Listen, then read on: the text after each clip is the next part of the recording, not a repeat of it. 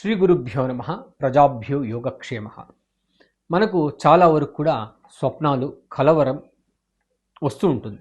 నిద్రపోయిన తర్వాత మనకు ఏం తెలుస్తుందో ఏం జరుగుతుందో తెలియదు.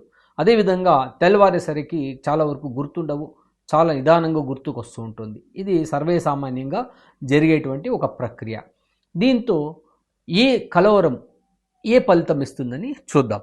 చనిపోయిన వారు కలవరంలో కనబడడం వల్ల మనకు వాళ్ళు ఏదో ఒక సూచన ఇస్తున్నారు అని అర్థం.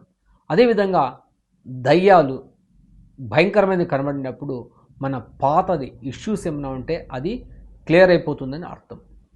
ఈ పిల్లలు చిన్నపిల్లలు కలవరంలో కనబడడం సంతోషం శుభసూచకంగా కూడా అనుకోవచ్చు. బంగారు కనబడడం వల్ల ఇంటికి ఐశ్వర్యం చేరుతుంది, డబ్బులు కూడా వస్తుంది. అదేవిధంగా శివుడు కలవరంలో కనబడితే మనం ఏదో పెండింగ్ వాళ్లకు మొక్కుకున్న ఒక కోరిక తీర్చలేదని దాని అర్థం. అదేవిధంగా దైవం కలవరంలో కనబడడం చాలా మంచిది, శుభసూచకం. కులదైవం కనబడితే మన కులదైవం కనబడితే మనకున్నటువంటి అప్పులు తీరిపోతుందనేది ఒక ఇది ఉందన్నమాట. అదే మనమే చనిపోయినట్టు కలవరంలో కనబడితే రోగం నివృత్తి అయ్యి ఆరోగ్యం బాగుపడుతుంది. అదేవిధంగా పశువులు తరుముకున్నట్టు వస్తే అనారోగ్యాన్ని సూచిస్తుంది. కులదైవం యొక్క ఒక కోరిక తీర్చలేదనేది ఒకటి కనబడుతుంది. అదేవిధంగా పాములు కనబడితే శత్రువులు మనల్ని వెంబడిస్తున్నారు అని అర్థం.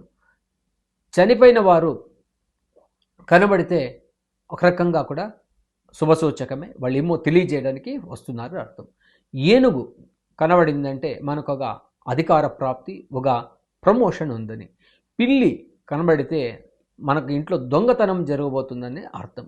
అదేవిధంగా మనకు పెళ్ళైనట్టు కనబడితే సంఘంలో కీర్తి, గౌరవము, ప్రతిష్టత, మళ్ళీ మనకి ఏదోగా వృద్ధి ఉందని అర్థం. ఇలాంటివి ఇంకొన్ని తెలియజేస్తుంటామని తెలియజేస్తూ సర్వేజన సుఖినో భవంతు. మీకు ఇంకా ఏదైనా ఇట్లాంటివి కనబడితే మాకు కామెంట్ చేయండి, దానికి కూడా సరైన ఆన్సర్స్ మీకు ఇవ్వగలుగుతామని తెలియజేస్తున్నాను.